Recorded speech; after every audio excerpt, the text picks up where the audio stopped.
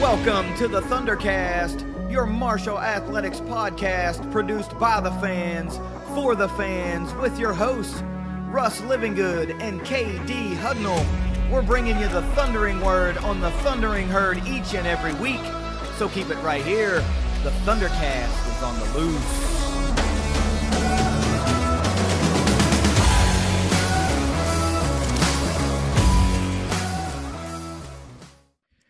Thanks for downloading another episode of the ThunderCast. You can find us on Twitter at ThunderCast_pod. And please head over to Facebook if you are a Facebook user and find the ThunderCast page. Give it a like.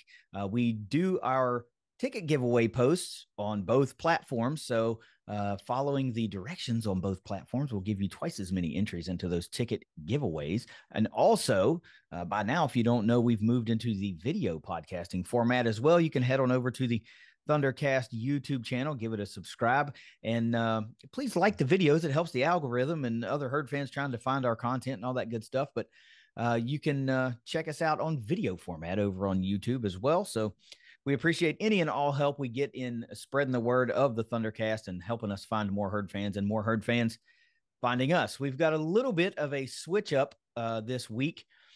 Second episode of the week, because the first one this week was just so long. We got really into the recap of the Coastal Carolina Marshall football game, but we've got another football game to talk about. We've got Old Dominion coming up this weekend, and we're going to deep dive into the Herd men's basketball team kind of breakdown. The format will kind of follow what we did with position group breakdowns with football, but we're going to just kind of do the whole team at in one clip, because, hey, man, the season's like right here. We're going to start playing games next week. So this episode will not have a 5 things. It will not have an Around the Herd segment.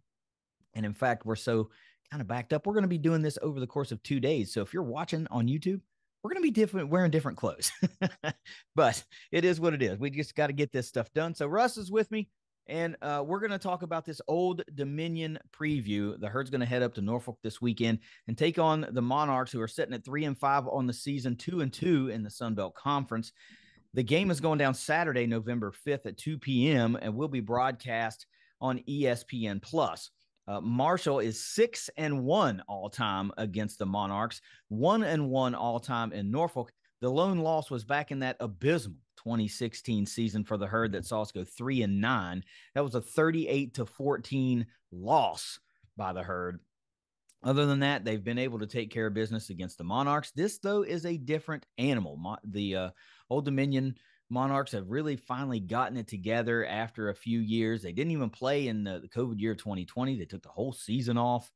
And, head coach Ricky Ronnie and that staff have really got something going up there in Norfolk. So let's talk about this one, Russ. Again, I'm going to lead with the daggone ESPN Power Index, who has just been basically bet the opposite way. If you're following the Power Index, but they like the Herd in a road game, in a basic coin flip type game, 55.5% chance to win for the Herd. But like I said, they've lost every FBS game, which they've been favored by the Power Index. Marshall currently sits at -3 with an over-under of 46.5 in this game. Okay, we know there's a lot at stake right now. Marshall cannot really afford to take any more losses, and the games are not going to get really any easier. Old Dominion is the next one on the slate. We talked about how they put 49 points on a Coastal Carolina team in an away game in Conway, which helped us like our chances against Coastal. And then, well, what happened against Coastal happened.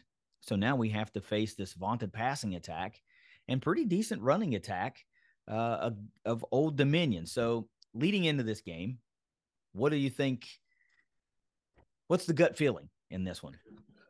Close game. It's going to come down to a touchdown or less. I kind of think less. So we'll get into it more when we get into the score predictions, but the 10,000 feet view looks like this one could go either way, and looks like it's going to be close. That's my gut feeling. Yeah, it could go either way. Obviously, this doesn't look from the surface like it's gonna be a blowout, like right off the bat. You're just thinking going into the game going, oh my God, one way or the other. You don't go into it thinking we're just going to blow Old Dominion out of the water, or you don't think, man, they're just going to boat race us. But that 49-point performance against Coastal Carolina has to have you thinking, okay, something could happen here. Because we mentioned this game was not riddled with turnovers. Old Dominion went out and rushed for over 300 yards in that game. Mm-hmm. Something that we thought Marshall was going to be able to do, maybe not go over 300 yards, but we thought they would definitely be able to effectively run against Coastal. Now, the early, 21-point hole kind of put the skids on that a lot, but still, it was not a great rushing day for the Herd anyway. In whatever they were able to do, didn't break 100 yards as a team, and that's just not Marshall football in 2022. Mm-hmm. So I'm with you. I think it'll be a little bit closer, but look, let's talk about the last three games as I've been doing in these previews here lately to give you a better snapshot of what these two teams are looking like. Old Dominion in their last three, just 1-2. That lone win is against Coastal Carolina in very convincing fashion. They did have a 28-23 loss at home to Georgia Southern, and then they go on the road just last week and lose 31-17 to Georgia State. That game has a particular stat that I want to talk about later on when we talk about keys to victory. Old Dominion over the course of that last three games is scoring 29 points per game. Of course, that's offset a little bit by a 49-point outburst, but hey, you still put 49 on the board. They're allowing 26.6 points per game on defense over the last three. 416 total yards of offense gained versus 430 yards allowed on defense. But here's the thing. They don't turn the ball over. Turnovers, 0.67 turnovers per game over that last three. That's one to put a star beside because Marshall kind of goes the other way with that. Marshall 1-2 also in their last three. 2 home losses. Of course, the midweek against Louisiana, 23-13. Then a win on the road against a pretty good James Madison team that was, in fact, without starting quarterback Todd Centeio, but still go on the road to James Madison, packed house, get a big win, 26-12. And then back home for a 24-13 loss of Coastal Carolina in a game that we both feel Marshall let slip away at several points in the game. Over those last three, Marshall scoring just 17.3 points per game while allowing just under 20 at 19.6. Total yards of offense, 336 gained for the Herd versus 283 yards allowed on defense. This Herd defense just continues to play strong. Turnovers, though. Marshall is averaging 2 1/3 turnovers per game over that last three. That's just not going to get it done, and that record is showing that it doesn't get done. So let me move right on into some of these players to look out for, and then we'll get to these keys to victory because I don't know if you know this or not, and I doubt too many of our listeners are going to know this, but Old Dominion is boasting some really impressive players on offense and on defense. It starts, of course, as it always starts, with the quarterback, number 11, Hayden Wolf, the 6'5", 235-pound sophomore, 155 out of 269 on the year for 2,005 yards, 14 touchdowns versus 3 interceptions. Another quarterback with an excellent interception to touchdown ratio that the Herd's going to have to face. He's been sacked 22 times on the season, but 6 of those came last week against Georgia State. So that's a trend if you're a Marshall fan that you like to see. Number 2, running back Blake Watson, 5'9", 195-pound junior, 109 carries for 675 yards on the season, 6.2 yards per carry. Pretty good clip. 5 touchdowns on the ground. Here's where it gets really impressive for Old Dominion. The passing game. And it's a name that a lot of Marshall fans will probably recognize. It's number 0 wide receiver Ollie Jennings III. He's been at Old Dominion for a couple of seasons now, but most folks or some folks will probably remember he transferred from up in Morgantown.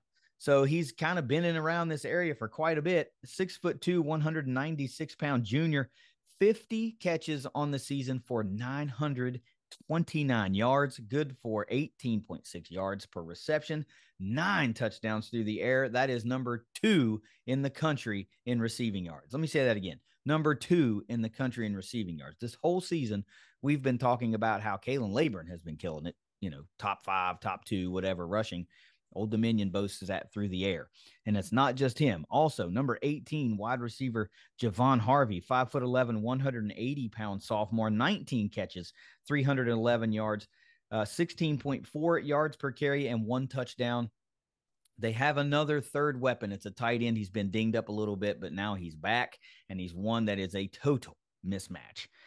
Number 80, tight end Zach Kuntz, 6'8", 251-pound junior. What? You're shaking your head.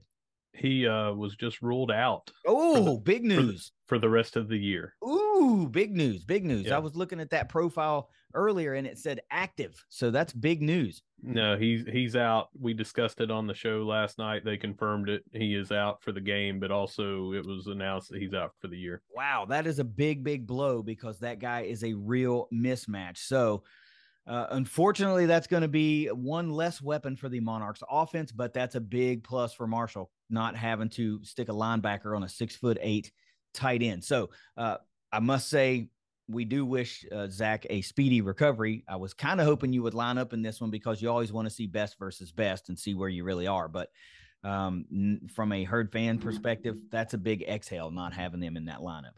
Overall, this Old Dominion offense, just a 26.2% third down conversion rate, but they do get fourth down conversions about 42% of the time. They average roughly 103 rushing yards per game, but they did go for 323 versus Coastal Carolina, where Coastal held Marshall to just 87 yards. Time of possession, though, this is an area where Marshall might be able to make some ground. On average, for the season, Old Dominion's only averaging 24 minutes, 13 seconds a game. That's already a big disparity. And if you're going to play a big-time running team like Marshall, that could really swing out of favor a lot like we saw Coastal Carolina, 35-25 versus the Herd. Defensively, linebacker, number 42, one of the finest in the country, Jason Henderson.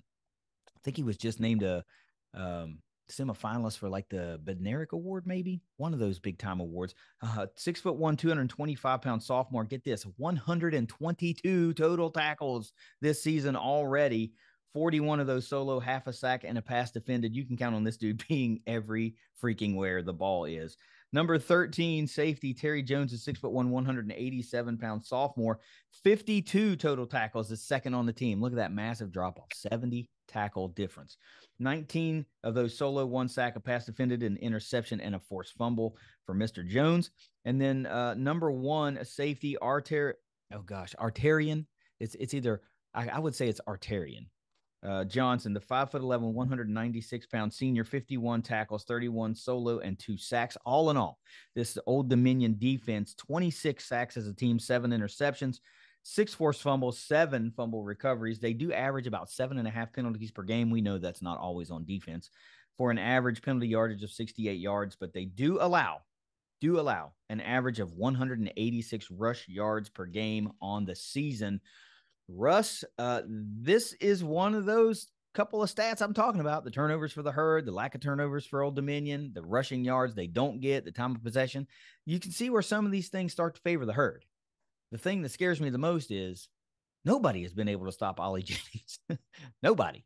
The Herd boasts a great secondary, but dang, that dude's going to be a rough one to try to cover. Not having Kuntz will help, but what do you think, man? This is going to be tough for the Herd. It is. I've got a bunch of more stats and rankings and stuff like that I'll get into in a minute. But one thing that I want to say is they have had a rougher schedule, it looks like, playing some bigger teams early. Kuntz has been out since the Liberty game, so yeah. He's not played the last 3 games, and he was still doing, a lot of work there out of that tight end position. So they have been without him these last 3 games. Well, but look, before you continue, the reason that I entered him into the players to look out for was because I was watching Huff's presser and he mentioned that guy as a potential mismatch. So I thought, okay, maybe he's coming back. So I thought, well, we better talk about it. So unless something has happened, last night they said that he was ruled out, and I believe Ricky Ronnie had released that, and I think that was on Twitter today as well. That he is out. I'm not saying that those guys are inaccurate. I'm just saying that's what caused me to write it down. I thought, gosh, if our head coach is talking about it, this might be he's maybe returning. But anyway, I think that it was up in the air when that presser was recorded, and it was after the fact. It was he was ruled out for the rest of the year. It's a tough break for him, man. He's a real weapon. Yeah. All right, so I'm looking at a bunch of different stats and rankings here, and I want to go over some. A lot of these you've already mentioned. Mm-hmm. And I want to start off with where it could be tough for Marshall. Marshall in the red zone this year, we are 128th out of 131. 67.7% conversion to put any kind of points on the board. That's 21 out of 31. Um, we've talked about we've had 3 fumbles within the red zone. We've had 2 field goals that have been blocked. I think both of those were in the red zone, and that would shoot us up the rankings quite a bit, adding additional 5 scores, but we didn't. So you can't count it. We're 128th. ODU defense in the red zone, 8th in the nation. Mm-hmm. 70% conversion is all they're allowing points on. So if you get inside their 20, they're only giving up points 7 out of 10 times. Now, if you're not looking at these stats, you may say 7 out of 10, 67.7%. I mean, that's really close, right? No, a lot of people, there is a big difference between those two. A lot of people are in that range. I mean, because it's almost a chip shot field goal at that point to put some kind of points on the board. So they do a really good job at that.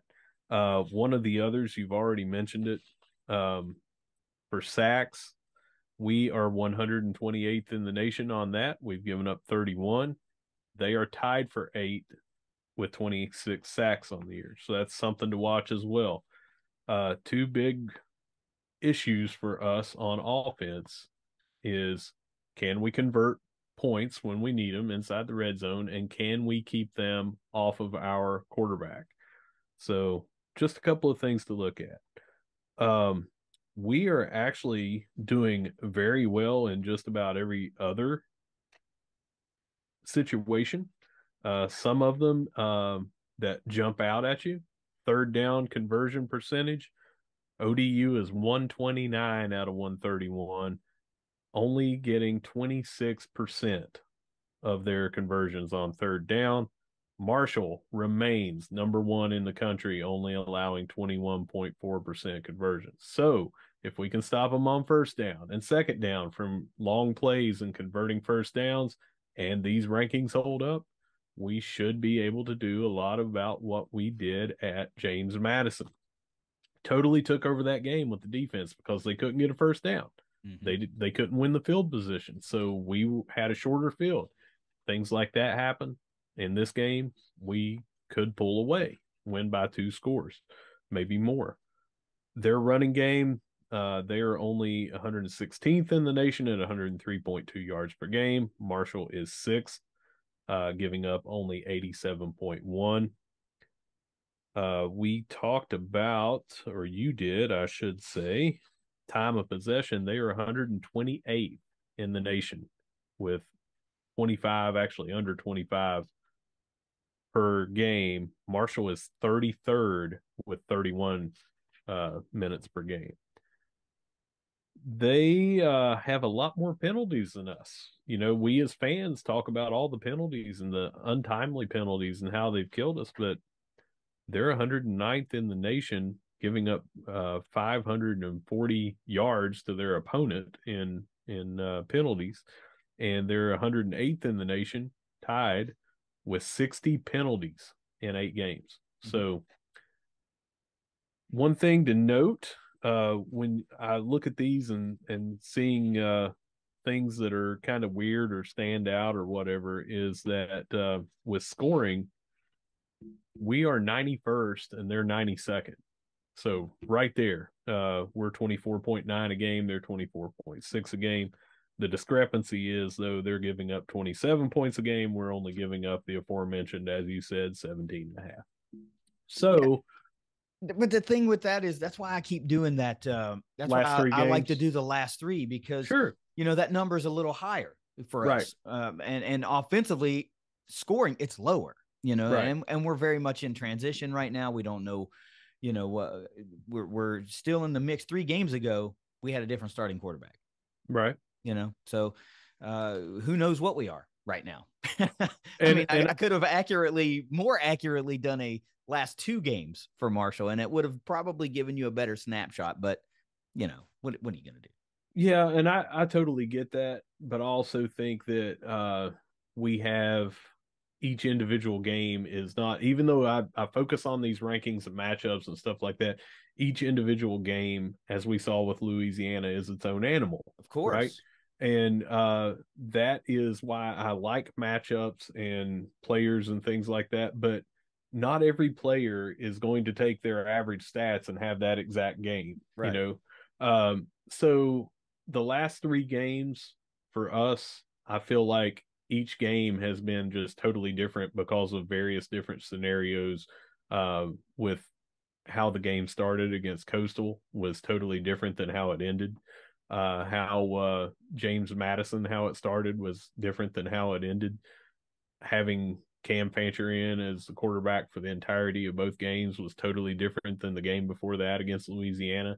So all this stuff is just so different because things have been in flux. But I really like our matchup about being able to run the ball against them.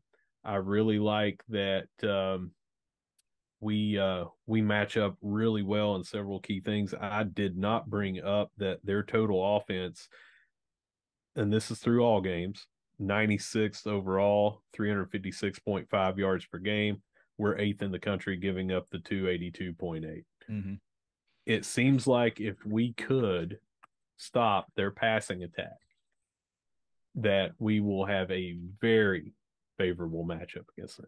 Yeah, and I think that's really, I try to zero in on a game within the game for each week. And I really feel like that's where it is this time. It's the Marshall pass rush and the ability to get to that quarterback. Because let's face it, their offense seems to be predicated on the successes of the pass game. It just does.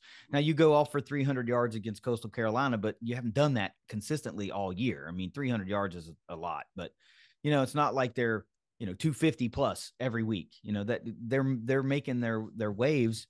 If your wide receiver's number 2 in the country in receiving yards, that's where you're making your waves, Yeah. So it seems to me that this is a great time to have Owen Porter, Kobe Cumberlander, and those guys already be on a hot streak and, really in that groove, and everybody's still healthy on that unit to be able to, try to make life a little rougher for Mr. Wolf. Mm-hmm. And if that's the success for where Marshall can make some waves, then I like our chances, because I like what we do. I think we can do enough, on offense. I don't think we're going to need to score 40 points to win this game. I don't feel like this is going to be a shootout game. A lot of teams that are scoring a lot of points against Marshall run into Marshall, and then they, like, man, this is kind of tough sledding. Some teams have scored points. I mean, God, who would have thought we'd be giving up 3 consecutive touchdown drives in the first quarter against Coastal? You don't think that'll happen. But after that, it's a completely different game. We talked about that. So, right. So where do you think, let's talk about keys to victory. Okay. You got, how many you got? 3. Okay. I've got 4. I always try to have 4. Okay. But before we get into that, let me say this. Did you watch the Old Dominion presser? Did you watch Huff's presser? No. Okay. I watched it or I listened to it on my way home from work last night. And one of the big questions immediately was, we saw a lot of guys get dinged up. How serious is this? Because that's concerning.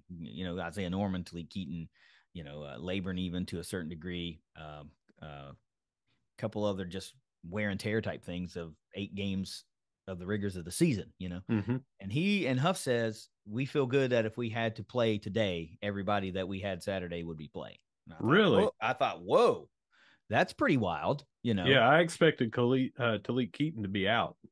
I mean, he didn't name anybody by name, but he said, if we had to play, I feel like all 22 that trotted out Saturday could play today. And I thought, wow, okay, that makes me feel a heck of a lot better about, what some of the things we might have been staring down the barrel of. Now, of course, he never gets into specifics with injuries. Right. You shouldn't, I just don't feel like you should. But that statement spoke volumes to me.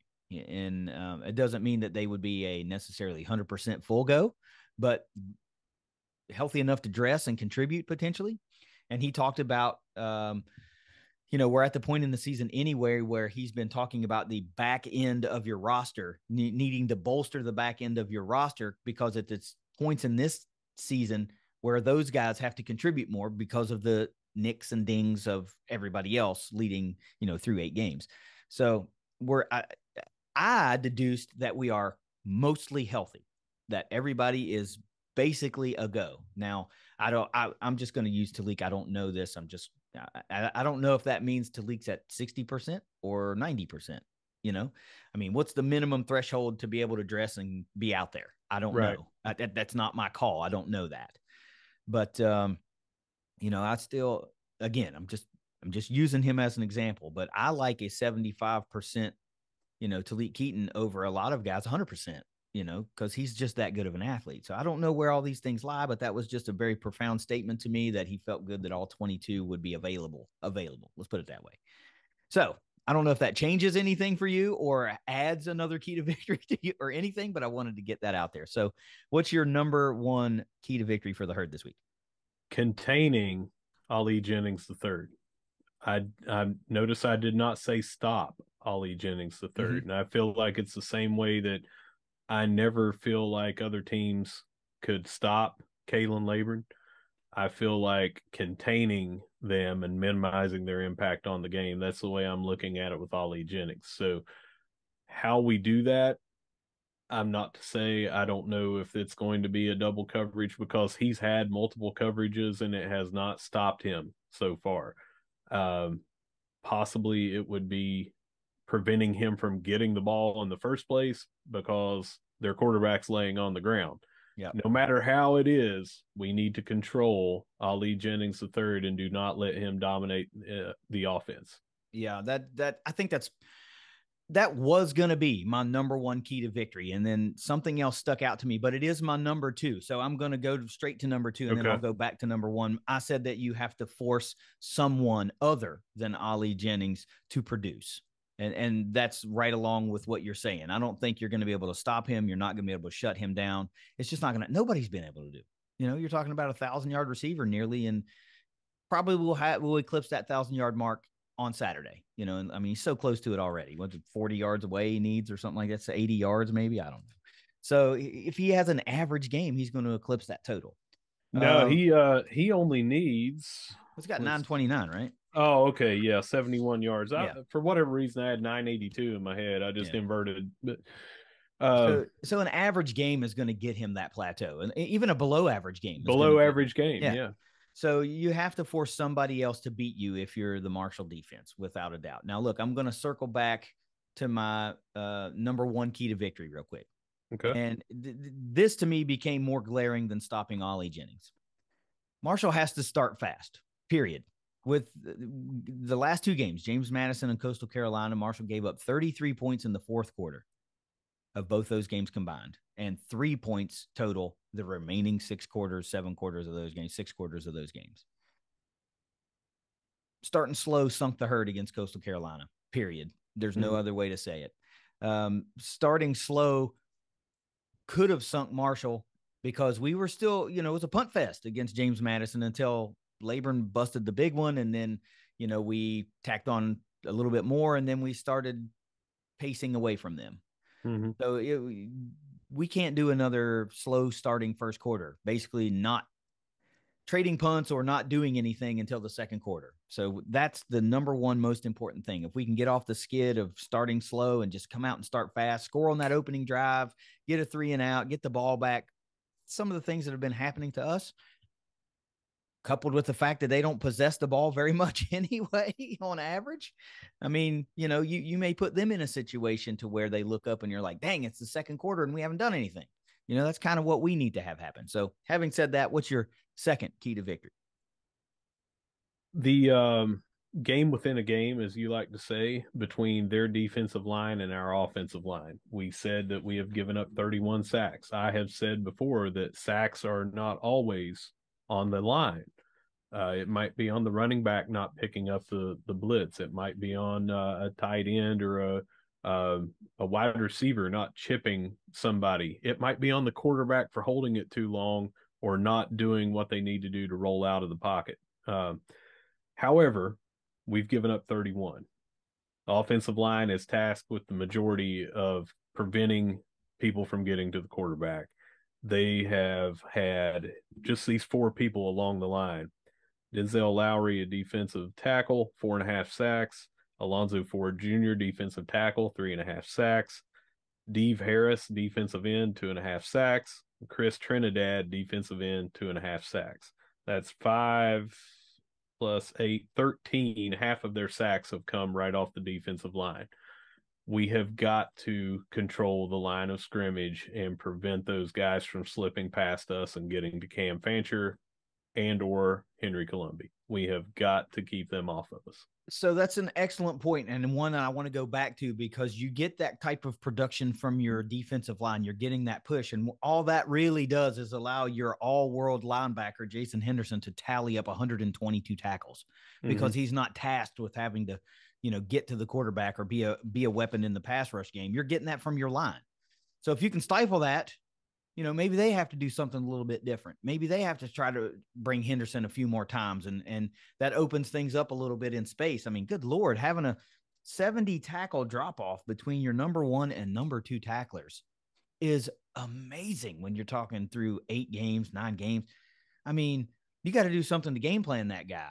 And I believe that's an excellent point by stifling what is a formidable pass rush from the defensive line. You force them to have to bring that guy on a blitz more often. Maybe he's not where he's supposed to be on some of these plays, and you can hit that intermediate route, or, that hole's a little bit bigger for Laburn or whoever. That's an excellent point, and not one that I should have let slip by me. I'm not 100% sure that they do much blitzing with him. No, he's only got a half a sack on the season. Yeah, I think he's more of the sideline to sideline, in on every kind of tackle situation. But I would be shocked if they, and maybe that's why they might break it out, but I would be shocked if they blitzed him, even if we are controlling their defensive line from getting to the quarterback. I just feel like it would come from other places, maybe the outside linebackers or the safeties, way before he would be there. I think that they are going to leave him with his bread and butter right there in the middle of the field to be in on every tackle. Yeah, I get that feeling very much as well. The lack of impact plays on down the stat line for Mr. Henderson show that. I mean, half a sack and 1 pass defended. That's it. No interceptions, forced fumbles, fumble recoveries, nothing. It's just all tackles. So, he's really good at what he does, and what he does is tackle the daggone football. So I wouldn't want to alter that either. I'm just saying, hopefully nothing's working and they got to try to fix it on the fly. Sure. My number 3 key to victory is Kalen Laburn's got to get back on track. And this might be a great time to do it, because if you'll recall, he's a 757 guy. That's where he's from. He's from up in the Norfolk, Virginia Beach area. So this is a homecoming of sorts for him, and we saw him have a great game against James Madison in the state of Virginia. And now he's going to return home to his actual home area. And I feel like there will probably be a big contingency of Kalen Laburn fans at the game, and he's going to want to show out. He's off of a rough go, held under 100 yards for the first time all season. All these streaks were broken for him, slipped down to maybe, I don't know what he is now, top 5, was 2, maybe 5 or 6. I think he's 5 or 6. Yeah. So I feel like there's a little added motivation to go out and put some extra yardage on. We've been wondering, is this the time where, will Laburn eclipse that 200-yard mark in the season? And this feels like a good time that it may happen. Old Dominion allows almost 186, 87 yards per game on the ground anyway. I don't know. It just kind of, I'm not saying he's going to do it. It just kind of has all the makings of maybe this is the one, So, but anyway, you slice it, he's got to get back on track. We have to have Kalen Laburn back on track. All right, my third, and I actually just remembered I have a fourth. Oh, okay. But my third is strength versus strength. We have got to win this. In the passing game, they are tied for 10th in the nation with only giving up 3 interceptions. We are tied for 6th in the nation for having 12 interceptions. We have got to get to this guy like we had talked about in Coastal. We have got to come away with an interception. We didn't against Coastal. It was one of the keys to victory there. I think it's the same situation. that would help quite a bit with field position. That would help quite a bit with keeping the ball out of Ollie Jennings' hands. That to me has got this strength versus strength. They do not throw interceptions, but we get a lot of them. We need to have, I'm not saying like James Madison or something like that, but just one, just two can Yeah. turn the tide in what could be an otherwise close game. Yeah, you got to think this is probably going to be a, near capacity crowd. Their stadium's not that big. I think it's maybe a little over 22K. 22 is what they Yeah, said. so it'll be full, I would imagine. And any little energy that they can get, and any time you can silence that crowd is what you're going to want to do. So we've seen Marshall get interceptions in bunches. It's not like they go out and get one a game. It's like they either get none or they get three, that kind of thing. So being able to nullify, negate, whatever you want to call, slow down this passing game to where they have to do something else that they don't usually do. Of course, that's going to help us, but I'm with you. I think you've got to get one. You at least one somehow. I tend to want to see more of the sack fumble type thing, because that means we're checking a couple of boxes. We're getting to the quarterback and we're creating a turnover. That's what I like to see. But hey, I'll take all the turnovers you want to give me. I will not shake any of them down. My number 4 key to victory for the Herd is I need to see the continued emergence of the Marshall passing attack. There were several guys that had decent games last week that we hadn't talked about a lot this year. Of course, Corey Gamage busts out for 187 yards, has a great day. I do need to see Corey hold on to the ball for me this time. We're not always going to get lucky enough to see Talik Keaton be Johnny on the spot. And, I understand you're trying to make a play and these things happen, but that's, a couple weeks in a row now. He was going in for a touchdown. The ball gets punched out, big long gainer. The ball gets punched out. I mean, we got to have a little bit more consistency of ball security if the passing game is also going to be effective. But if Talik's back, great. We know what he can do for us. Charles Montgomery seems to be good for a couple of catches a game, moving the chains a couple of times. He just continues to emerge a little bit here and there. But a guy that really had a great game, the stat lines didn't blow you away. E.J. Horton had a couple of big plays in that game. And he was a guy that I remember being really high on when he was recruited. I think he came out of Palmetto Prep Academy down in South Carolina. And I was really excited when he committed because I thought he was a guy that could make some waves for us. And now if we're starting to see that, great, because this passing attack is evolving. Some more guys are starting to make their names known.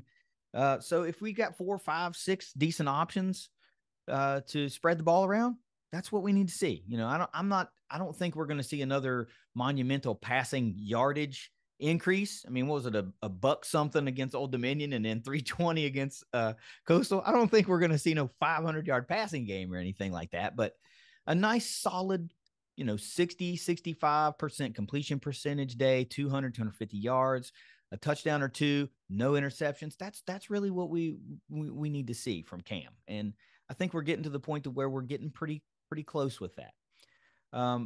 Let me give you a stat though. This is where I told you I had a stat later for keys to victory. Let me tell you about this one. And tell me if you don't think this fits into the Cam Fancher type wheelhouse. Okay.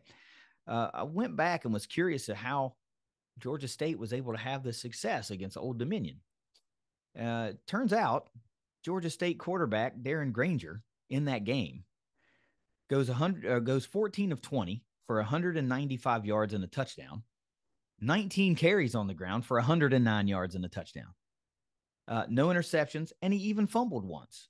So Old Dominion allowed 233 rush yards in that game to Georgia State, and they only had 16 rushing yards as a team. Now, granted, they were sacked 6 times. We know that accounts for some of that.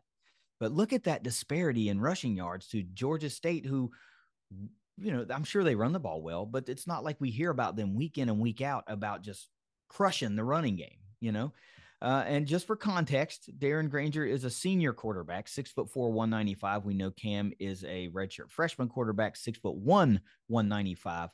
But very much the dual threat type guy. We've talked about Cam and his running ability. The passing game is evolving. One to put a circle around. Maybe they have trouble with those mobile dual threat type quarterbacks. Funny you should mention that, because on the show last night when I talked about Cam Fancher, and when I say on the show last night, I'm speaking of, if you haven't listened, I was on the ODU Monarchists podcast, the Monarchists podcast, and those guys said that they struggle with mobile quarterbacks. It gives them fits, and their fans would not be pleased to hear that Cam Fancher is a very athletic mobile quarterback, because we were talking about the sack disparity or discrepancy of, they got a lot of them and we gave up a lot of them, and that hopefully Cam would be able to roll out of that sort of thing, extend plays with his legs, and they did not like to hear that. So spot on with that. They do struggle with it. Sometimes I get it right. What do you know? Oh, Sometimes first time this year. Yeah, I promise this will be the only time I get it right. Only time KD will be right on this show. All right, my fourth thing that I had forgotten about is the kicking game. And if you're going to have a close game, we have got to win the kicking game. I'll talk first about our guy, Reese Verhoff. He's 8 for 12 on the year. 2 of those have been blocked.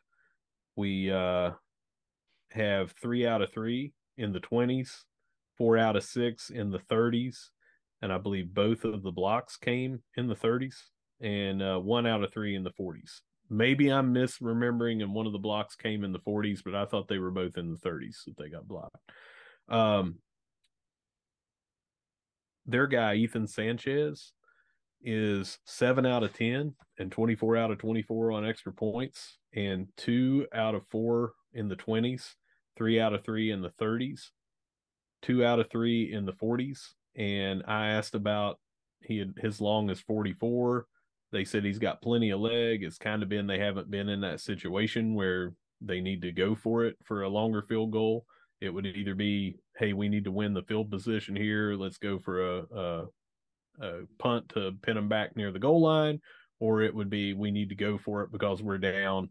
Field goal won't really do it. We need to go for a touchdown. So they said that he has plenty of leg.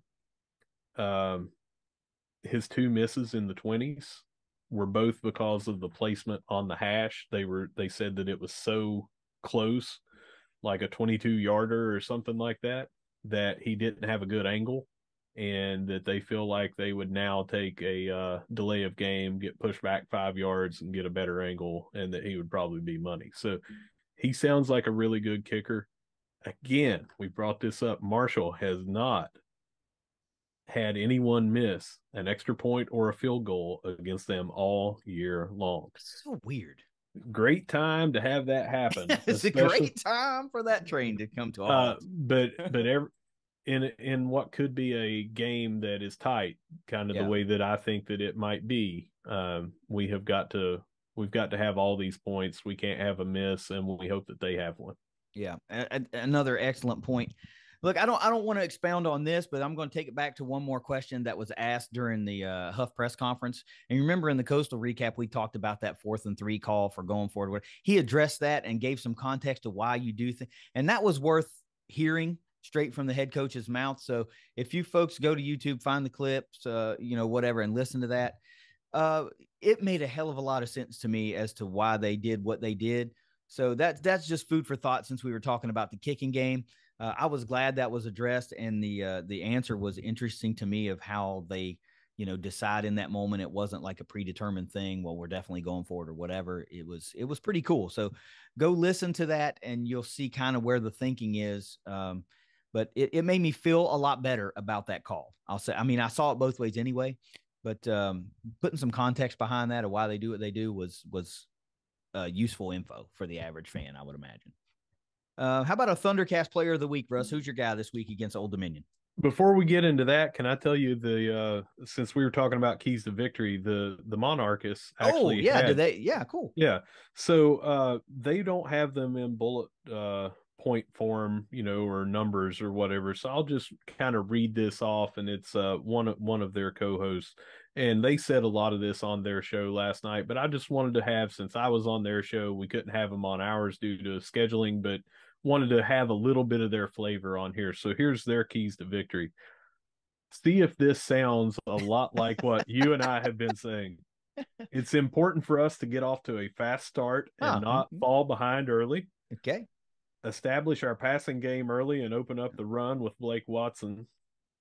Ollie Jennings has been a bit nicked up the last couple of games, so the continued emergence of our young receivers will be important. Okay. Look for Javon Harvey and Jordan Bly. Third downs will be key.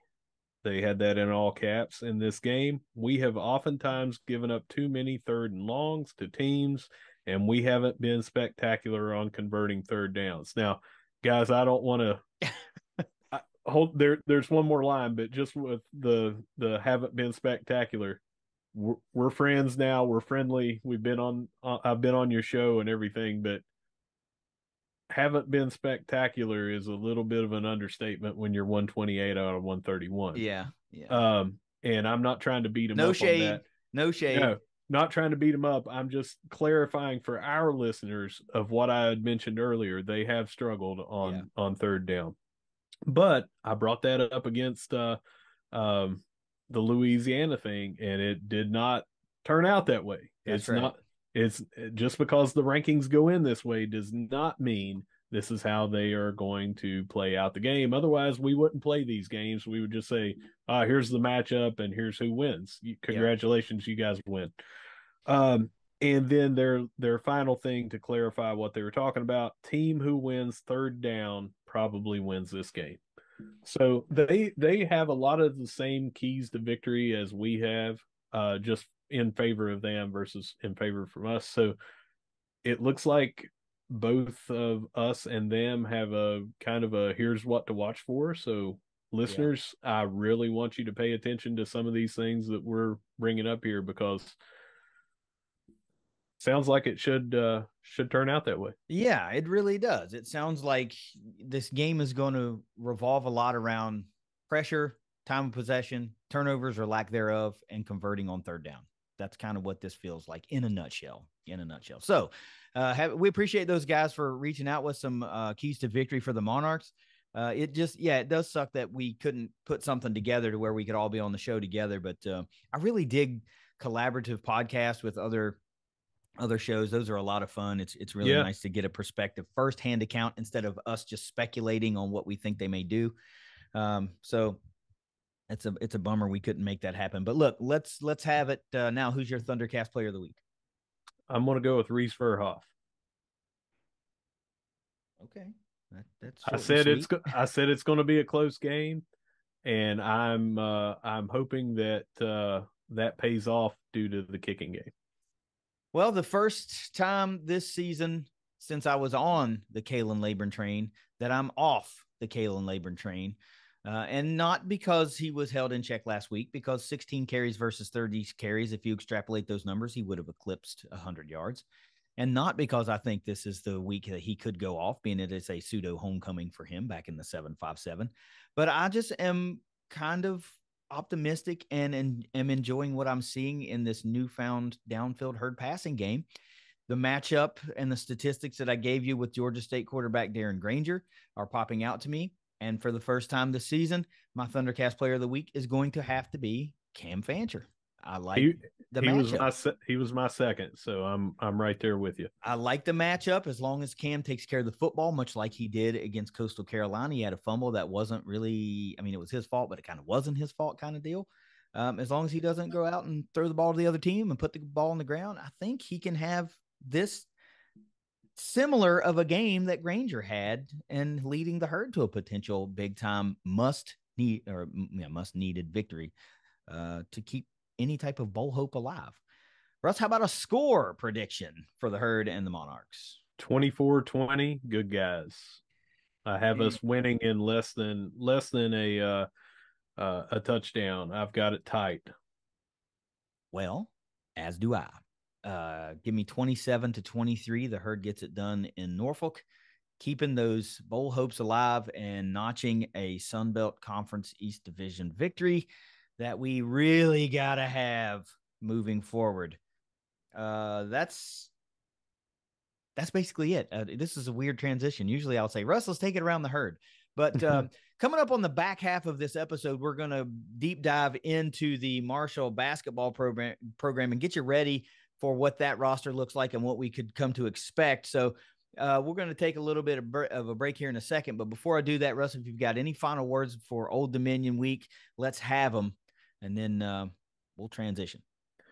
Yeah, I do. I want to throw out some praise to the Monarchists because, as I mentioned to you right before, they have graciously opened up one of their tailgating spots. And much like when I went to James Madison, one of their fans had reached out and said, "Hey, come tailgate with us." But I just want to say what they're doing over there was really cool, and I appreciate what they were doing. So any of our fans that are making the trip, hopefully you get a really good reception down there. I know we've probably been there a few times, but it looks like a very welcoming crew and should be a good game.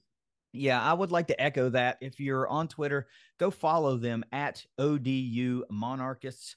You can't miss it. The logo is, the lion with the crown. He's got a pair of sunglasses on. Listen to the show. Russ joined the show with him this week. I couldn't make it due to scheduling conflicts, but I'll listen to that show on the way to work today. Great guys. They're very much kind of like what we're trying to do here with the Herd fan base. They're trying to do that with the Old Dominion fan base. They're trying to, raise the perception and the fandom at Old Dominion, just like we're trying to do here. So go give those guys a follow on Twitter. Listen to the show this week. See if you agree with what they had to say. But we appreciate them extending the invite. At some point in the future, guys, we will return the favor. Maybe even if it's during basketball season, because we know Old Dominion fields a perennially strong basketball program. Basketball team. So if something works out, we'll try to get you on. We'll try to do something, man. We just need to try to do more of these collaborative podcasts. And that show that I was on was not their quote unquote preview of their team. It was basically all about Marshall. They were interviewing me. So Herd fans, don't feel like you have to sit through. It's a 40-minute show and it's all about basically what we have to say about Marshall. So go give it a listen. All right, that's it. That's the ODU preview. Both of us like the Herd to go up to Norfolk, get business taken care of, and try to get something positive going for the big home stretch. You got 75 week coming up, and then you face the battle in the Peach State with Georgia Southern and Georgia State to close out the season. But hang with us on the other side of this break. We're going to give you the Marshall men's basketball breakdown as we head into the 2022-2023 season. And to do that, we're going to start it off with a quick word from our sponsors at 304carwreck.com. If you've been hurt in a wreck, visit 304carwreck.com on the web or on Facebook. Matt and Jason are experienced injury lawyers in Huntington who have helped many people, just like you, with claims throughout West Virginia, Ohio, and Kentucky. Car wrecks, truck wrecks, and injury claims aren't just something they do, it's what they do. Find them at 304carwreck.com. After a quick wardrobe change, Russ and I are back today to talk about the Marshall Thundering Herd men's basketball season. We're going to give you a roster breakdown, kind of familiarize you what's going on with the team this year versus last season. Several newcomers that are expected to be instant impact contributors. And I think contributors is really a term used lightly. I think these guys are going to be leaned on heavily, both the two incoming freshmen and the transfer portal addition. And we're going to talk about all those guys. But I guess the best place to start is how it ended last season, Russ. 2021-2022, the overall record for the Herd, 12-21, just 4-14 in Conference USA play. And I don't know that that's going to raise any eyebrows for any Herd fans or anybody in the Sun Belt that's looking at Marshall going, oh, really? They were a 12-21 team last year? What the heck do we have to worry about? Well, we'll talk about some of those reasons why you might need to pay a little bit more attention to Herd basketball this season. But look, let's expound on that record just a little bit. 8-9 at the Cam Henderson Center last year. That's not going to cut it. Marshall, over the past, I don't know, probably 9 years, was known in Conference USA as having a really, really live home crowd. The Cam provided a home court advantage for the Herd. So to only go 8-9 at home, I don't think is going to cut it. Marshall really needs to be able to protect the Cam Henderson Center, and opposing teams need to know that when they walk in there, it's going to be a rough, rowdy place to play, and you're going to have to bring your A game. Now, compounding that, the Herd was just 3-11 on the road. So road woes, that also ain't going to play. You're going to have to be able to at least be, you would think, a 500 ball club on the road. And lastly, 1-1 on a neutral court. So lots of areas of progress that need to be made. We've talked earlier in earlier episodes this season about what the schedule looks like and how it could line up to be both a positive in the early going, and then once you get into the Sun Belt Conference play, could just be brutal, for lack of a better term. Marshall has a big road swing, and they don't really have an extended homestand like some of the other teams we've seen.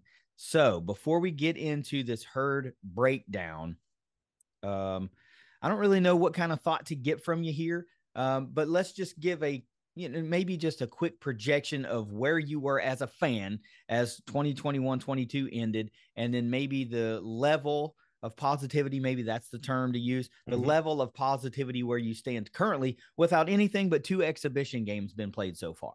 So where does that land for you?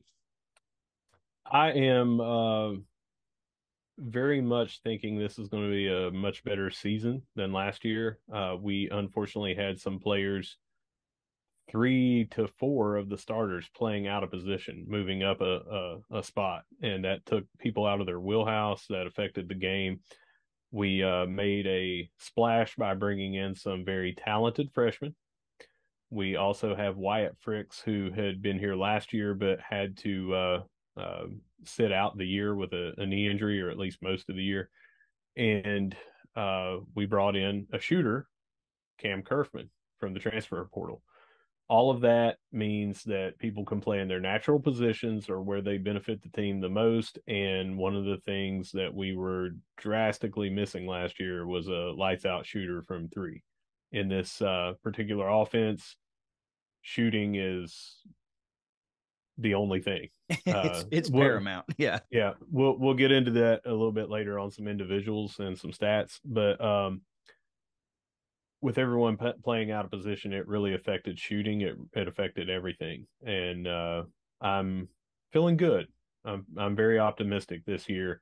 Definitely that we'll have a better year than last year.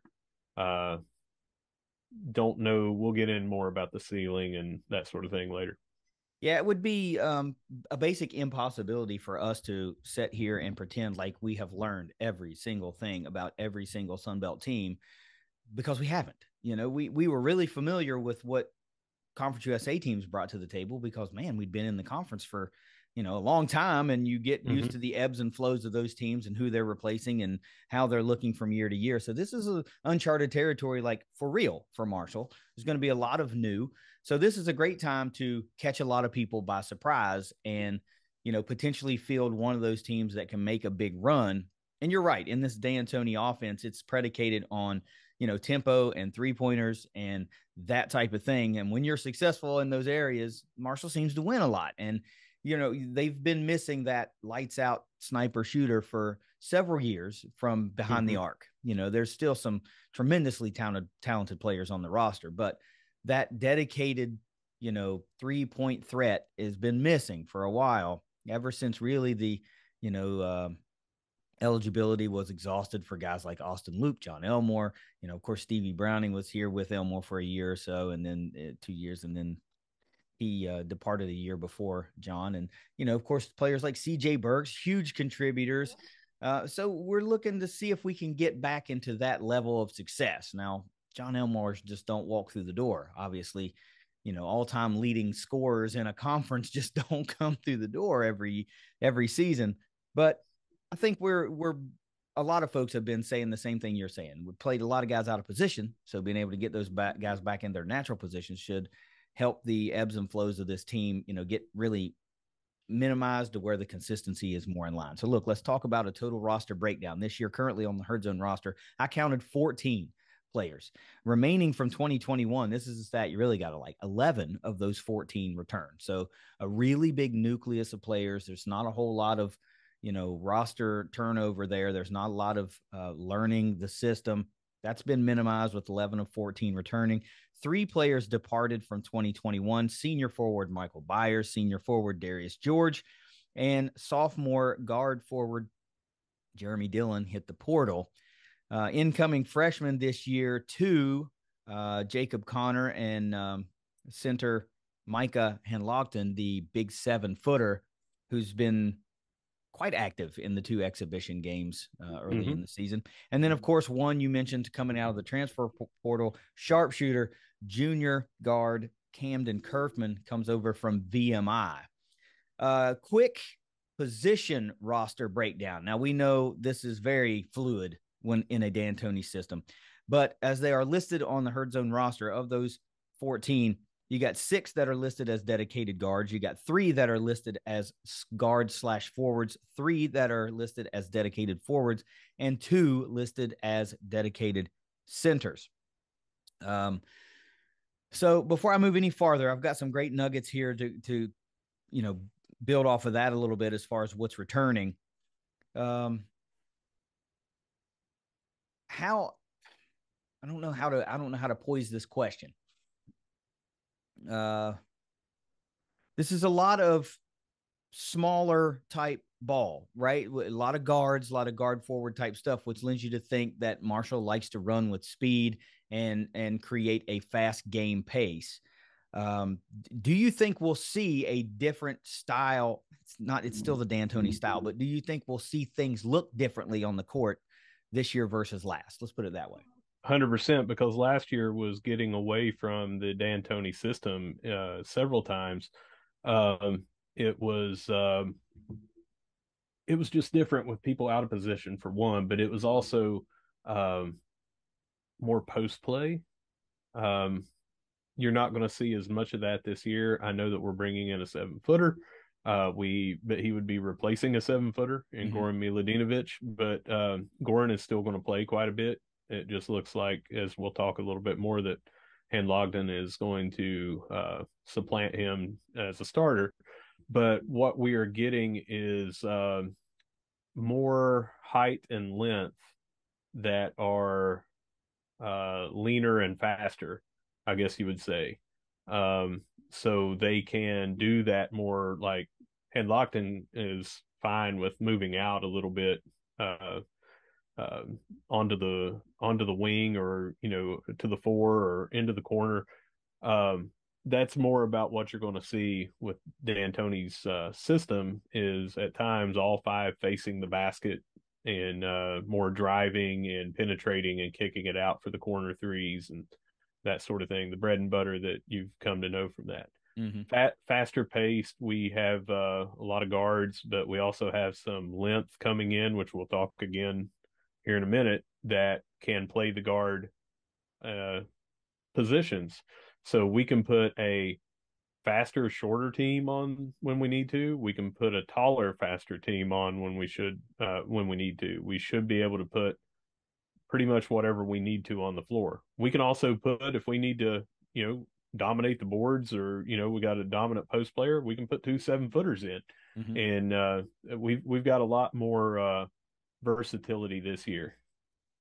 I think that's going to be music to a lot of fans' ears, knowing that you can adjust your, let's call it, average team height for the 5 guys that are currently on the floor at any given time.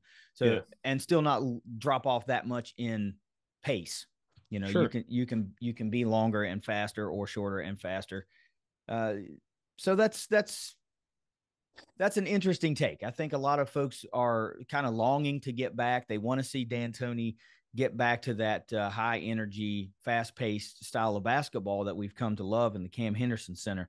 But let's talk about, of those 11 guys that are returning, let's talk about what returns for Marshall just as a team category stat leader standpoint. Marshall's returning its top 3 players in all of these categories: points per game, field goals made, rebounds, assists, steals, and minutes. The top 3 all return in those categories. The top 2 return in free throws made and blocked shots, and the top 4 players are returning in 3-point field goals made. So a lot of production returns, And then when you start talking about instant impact freshmen and a sharpshooter from the portal, things could really start to get interesting here for Marshall. We've got a lot of players that we're going to touch on a bit today. Of those 14 guys on the roster, we're going to do a deeper dive of the projected 5 that we think may trot out for game 1. Of course, this is a very fluid thing. And then we'll mention a few other things. We'll get some thoughts on you for some other guys and stuff like that. But you got to start where you got to start, right? Who's the best player on the field or on the court for the Herd, has been for the past couple of years, is Tavion Kinsey. He's a nationally known player, one of the 20 watch list for the Jerry West Award we talked about earlier, preseason Sunbelt and first team all conference, the 6'5", 190-pound fifth year, averaged 19.1 points per game for the Herd, 5.1 rebounds, 4.2 assists in 36.9 minutes a game over 31 games. So the Herd played 32 or 33 last year. Kinsey played in 31. He was first team all conference USA, and of course is already getting the love from the Sun Belt. Let's move it right along to that point guard, the Sheriff, Andy Taylor, 6'3", 185-pound redshirt senior, 14.2 points per game for the Herd last year, second leading scorer, 5.2 rebounds per game, 4.4 assists in 35.2 minutes per game over 33 games. One of 2 players that played in every game for Marshall last year. Then fresh out of the portal, Camden Kerfman, the 6'1", 186-pound shooter from VMI. He's a junior, 15.7 points per game for VMI, 3.1 rebounds, 2.4 assists in 35.4 minutes per game over 32 games at VMI. Get this, though. Shot 39.4% from three-point range in 21-22, right around that same average for his career, with 117 made three-point shots last year. The highest for Marshall last year, Andy Taylor, with 65. So that tells you right there, some added production from behind the arc is here in Huntington. Third team all SBC preseason for Mr. Kerfman. I should have mentioned Andy Taylor was also preseason third team all conference. A little bit of love there for the Herd in this brand new conference. We'll round it out with 2 guys, and then I'll get your thoughts on all these guys. Obina and Chili Killen, 6'8", 220-pound junior forward, third leading scorer for the Herd last year, was the leading rebounder and the leading shot blocker. 11.6 points per game, 6.6 rebounds, 2.6 blocks per game. He accounted for 54% of the team's blocks last year. That is a huge chunk. Now, while I hope that continues, I hope the overall number of blocks just rises in general with some of these guys we brought in. 27.4 minutes per game in 33 games, the other guy to play in every game for the Herd last year. And last one, we're going to talk about one of the incoming freshmen. You've mentioned him several times already, the 7-footer, Micah Hanlogton, 7'1", 190-pound. That weight is from his rivals profile. Marshall doesn't have one listed on Herd's end. Freshman. In high school, averaged 17 points per game, 13 rebounds per game, and 4 blocks as a senior at Southlake Christian Academy in North Carolina. Russ, this is shaping up on paper to be a really nice-looking starting 5. So start where you want to start and run through your thought process, how you see fit with these guys. This is Tavion Kinsey's team, but the offense runs through Andy Taylor. Andy will be bringing the ball up the court a whole lot. We've talked, you and I, but so for everyone else's benefit, this is a nearly positionless offense.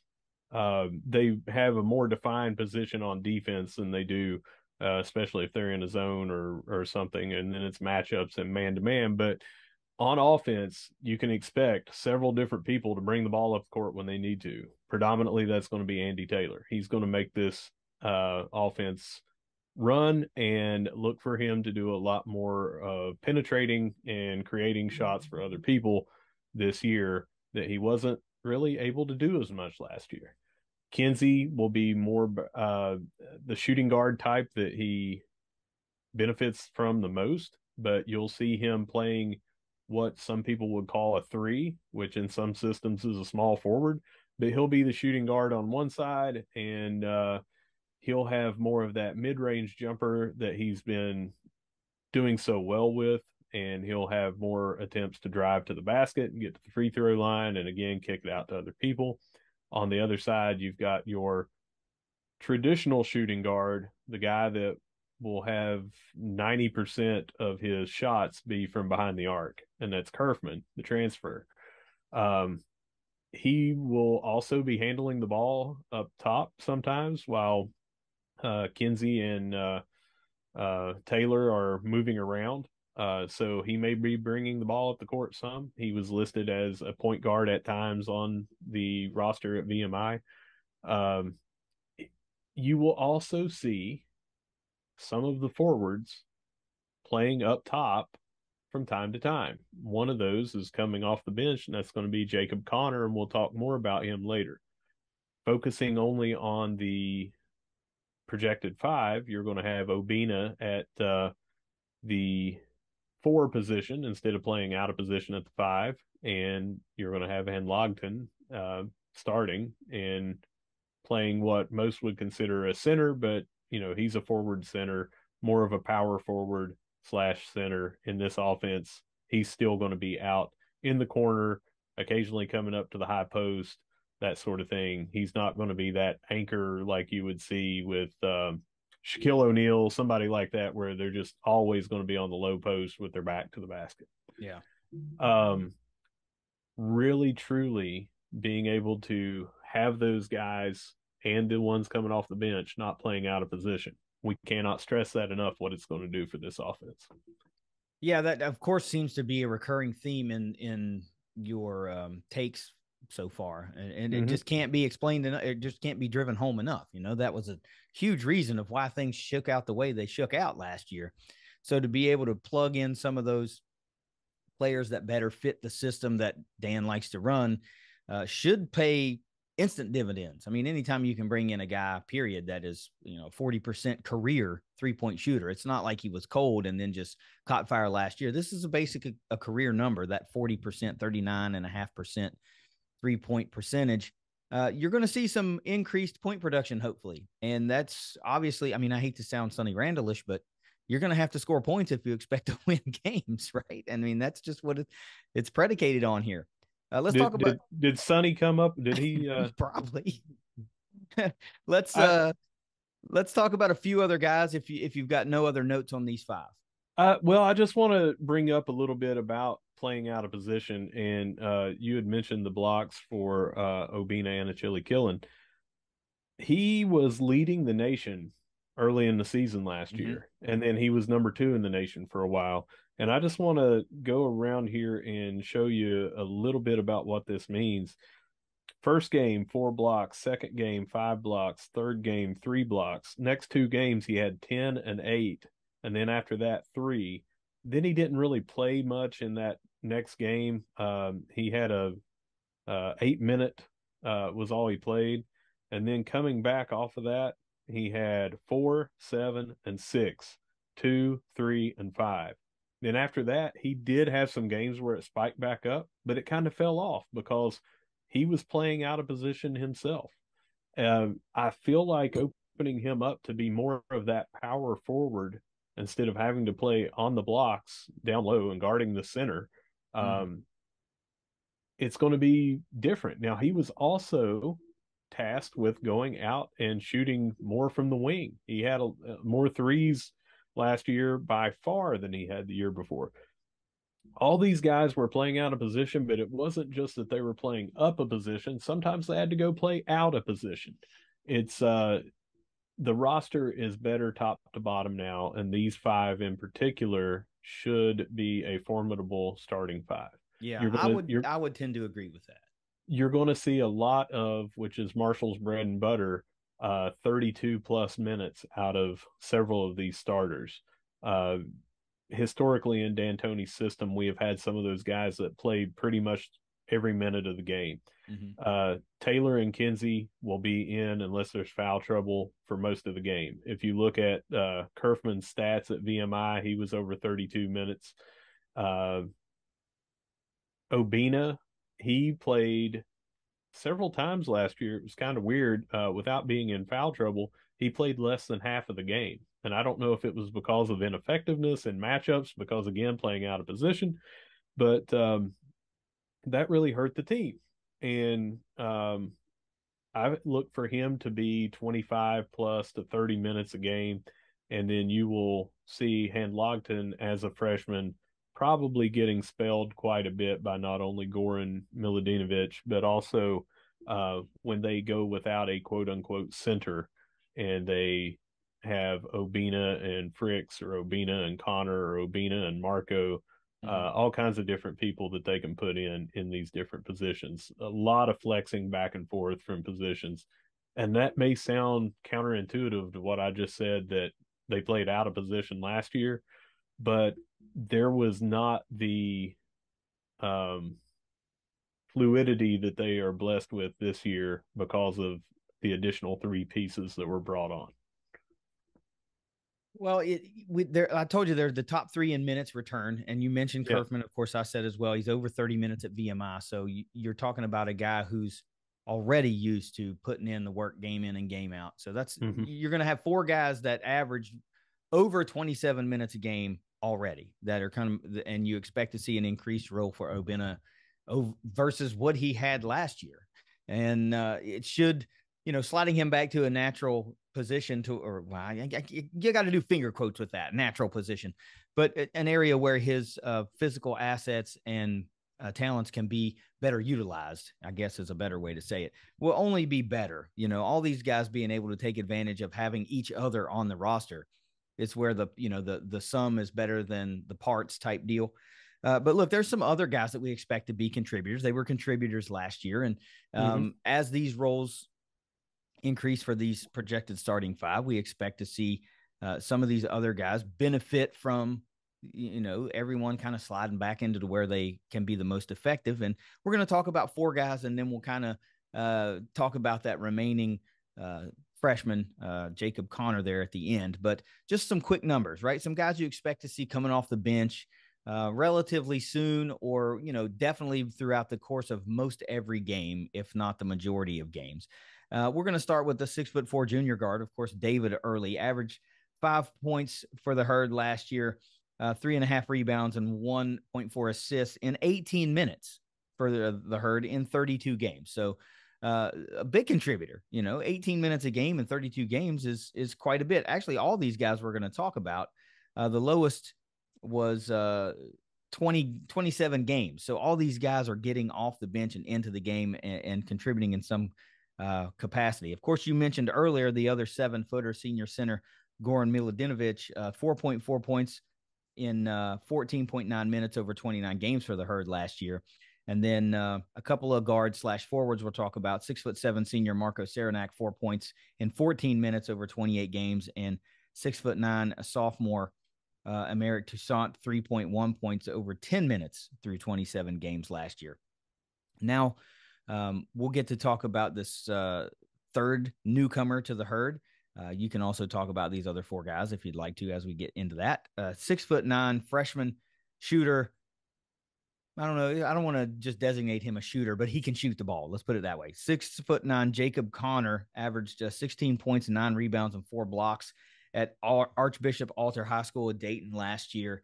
Comes over to the Herd and is expected to be, with Handlogden, an instant impact contributor and player for the Herd. So what about these other 5 guys that we've talked about here?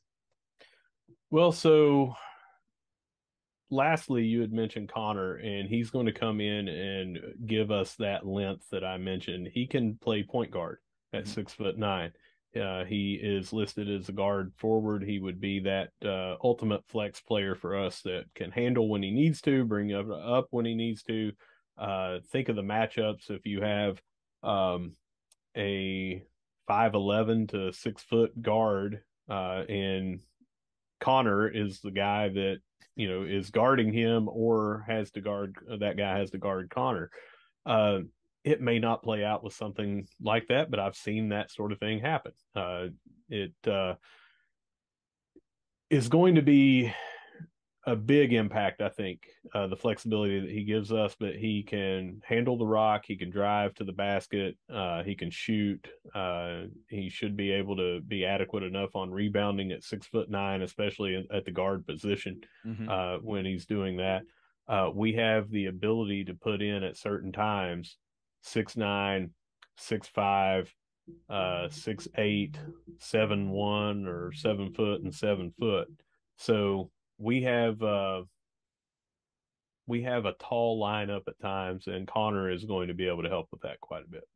Yeah. Marco Serenic, at times last year, he was just so lights out, best shooter on the team that we had. We should be able to sub him in and allow him to heat things up. Maybe he gets called the microwave on basketball. But when he came in sometimes last year, he just kind of took over the game being dead on from three. And it was a huge leap forward for him last year in that level. What we need is more consistency as far as being able to do that game in, game out. Sorry, you said what we need is, and you know exactly where my mind went. Some paying gigs. What we need is paying gigs. That is what we need, is some paying gigs. Don't got no microphone, no speaker stand. I do. Yeah. But anyway, David Early has shown at times too that he can come in and be that spark off the bench and take over games. Again, we need consistency out of him. Sometimes it was off night shooting for him. Nights that he was on. We're going to see Kyle Braun in quite a bit. He will come in and be sometimes on the court with Andy Taylor, sometimes in for Andy Taylor, but he'll bring the ball up quite a bit. He will be tasked with doing more driving to the basket than he did last year. He did a lot of shooting from behind the arc. Emerick Toussaint, we have to mention that Chase McKee would be in the mix here, but he has an injury, and I don't know when he'll come back, if he will be able to come back this year. I can't remember if he's out for the year, but it's definitely going to be out for some time. But Toussaint comes in. He's a very tall player that can play in the post and get some boards. Who else did you mention that I need to mention? I don't know. I mentioned, you've talked about all the other guys that okay.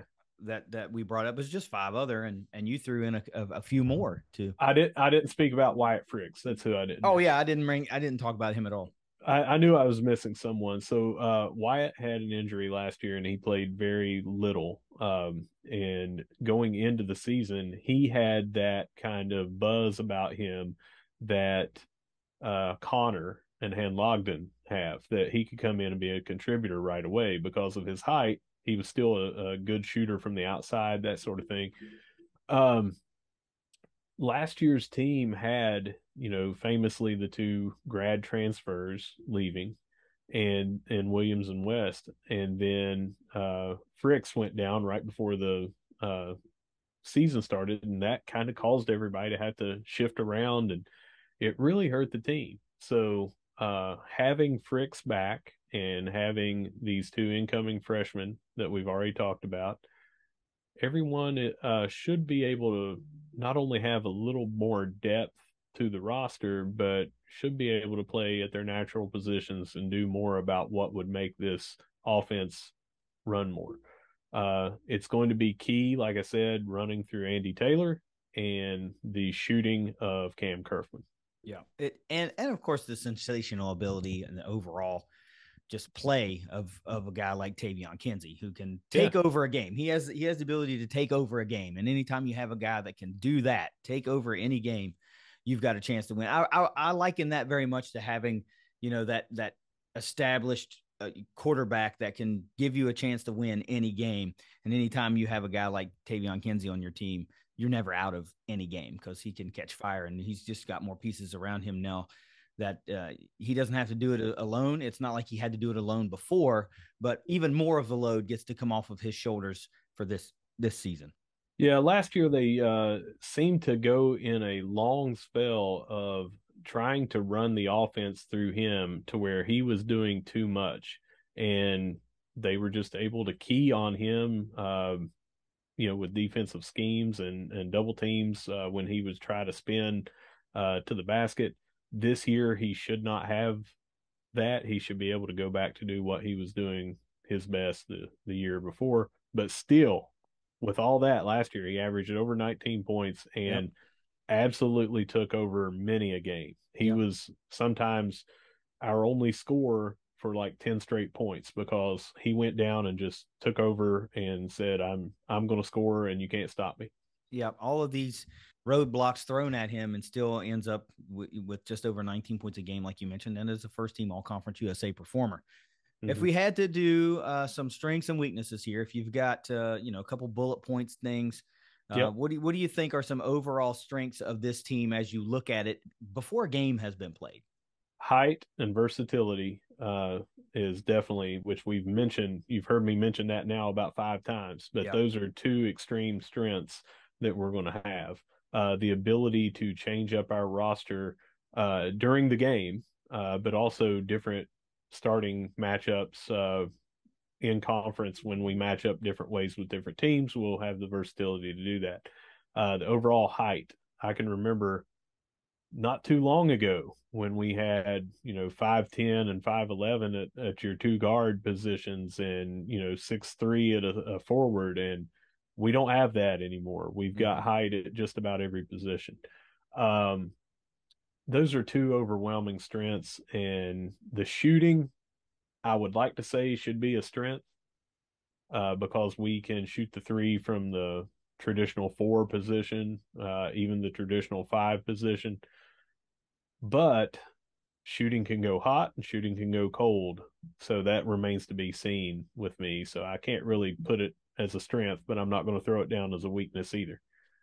I think you and I are seeing a lot of the same things because I look at the potential. I guess I should say potential. The strengths, a lot of the strengths that I put here are based on potential, right? Mm-hmm. And my number one was added 3-point shooting capability because that's Mm-hmm. what it's predicated on here in Yeah. Huntington. That's how we win games, and when we're hot, we're hot, and that's what drove Marshall to the NCAA tournament several years back for the first time in 31 years, and we need to make that a much shorter drought. We can't go another 31 years. We want to see that back this year, especially in a new conference. You really want to come in and try to make some noise. So the addition of, potential 3-point output is massive for this team.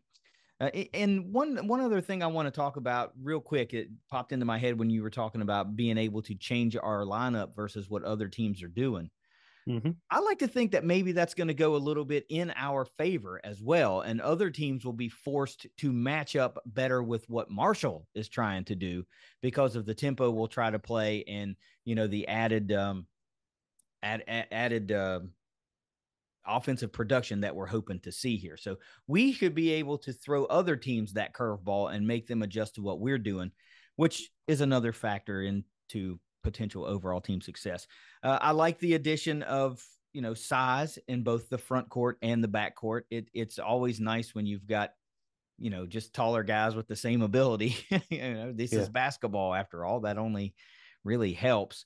My last strength is the potential for added instant impact from the portal and via recruiting. That is, everything we've talked about has been heavily around being out of position and being Mm-hmm. able to get back into position. And the reason that a lot of that is happening is for that reason right there, the instant impact ability from the high school recruiting and via the portal. If you don't have any other strengths you'd like to talk about, where do you see as some potential weaknesses in this team? Rebounding, just because of the system, has been a problem just about every year. Now, again, we've got a lot more size and height, but what we have had is sometimes thinner bodies because you want to have these guys that can play out on the wing and be this versatile and everything. So you don't have those big, stronger types. Now, Obina has noticeably gotten thicker in his upper body and arms. Just me running into him at the hoops and Huntington event a couple of weeks ago.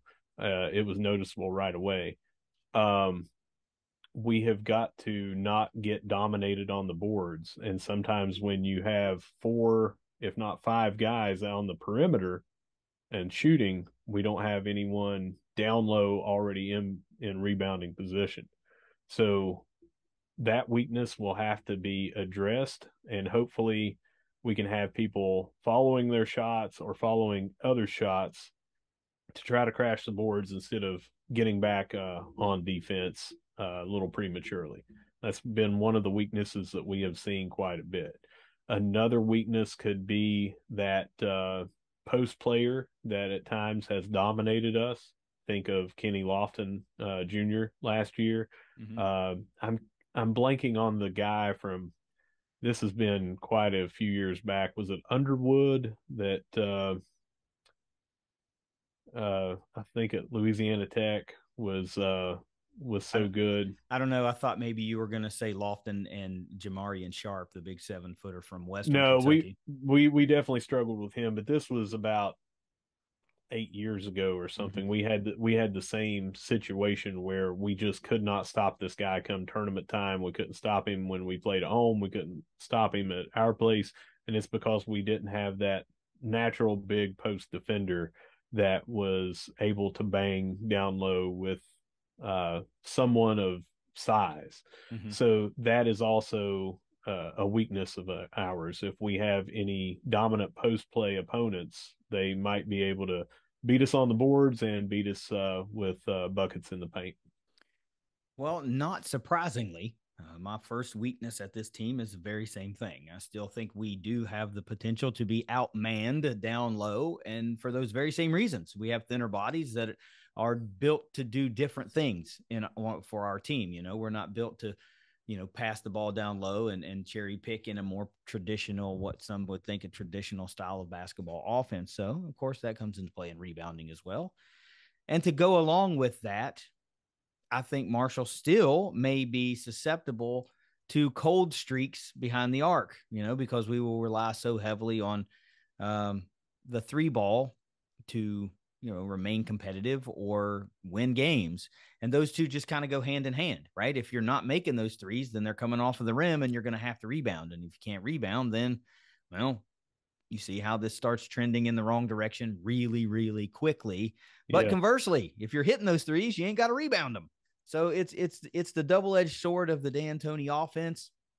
We're built for speed and long distance shooting, but if you're not hitting that long distance shot, then you're not usually manned, equipped properly to crash the boards, as you say, to get that second and potential third shot.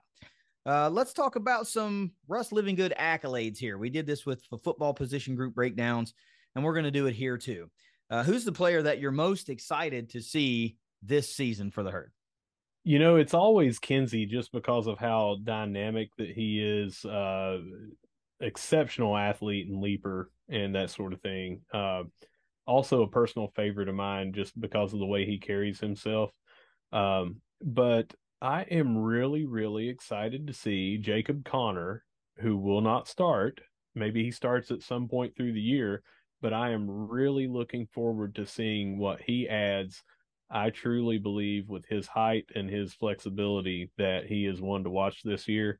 And even though he might not be the MVP and he might not be the most exciting person on the court, I still want to see what he brings to this team. So that is what I'm most excited to see.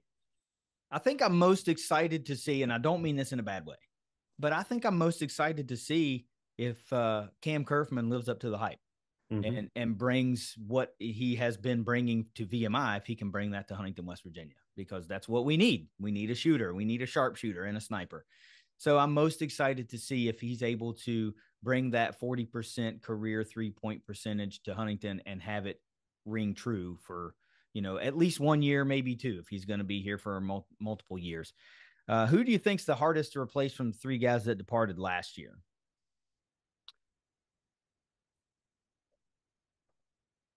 I would have to say George. He seemed like, I know that he was here for 5 years because of the COVID thing, and so was or Byers was here for maybe 5 years. Byers had that ability to take over the game at times.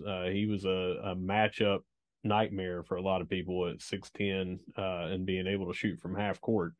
But he also had some situations where if he was going bad, it got really bad for him. Mm-hmm. And, a turnover here or there, and it seemed to affect his shooting. And then he would shoot his way out of being uh, in a slump. And when you try to shoot your way out of a slump, even though that's what you got to do, sometimes you're still in that slump for a while. So, out of those two, I would say that George was by far, I mean, the athleticism that he brought, the hustle that he brought, crashing the boards, uh, I think he's the toughest one. Okay, I would tend to agree with that for the most of the exact points that you said, to the degree that I don't need to expound on it. I'm just in almost total agreement. Who do you think is going to be the breakout player for the Herd in 2022, 2023? I think that it may be Connor. I think that it's going to be hard for these returning guys to break out much more than what they've done. Correct. So Yeah. it would be up to a newcomer. So you've got Logton or Connor are kind of the front runners. Now other people can elevate their game quite a bit.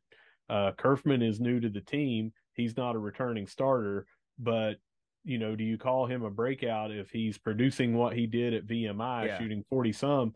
I don't know that I would call him a breakout because it's kind of expected because he's already been playing Yeah. college That's why ball. you went and got him.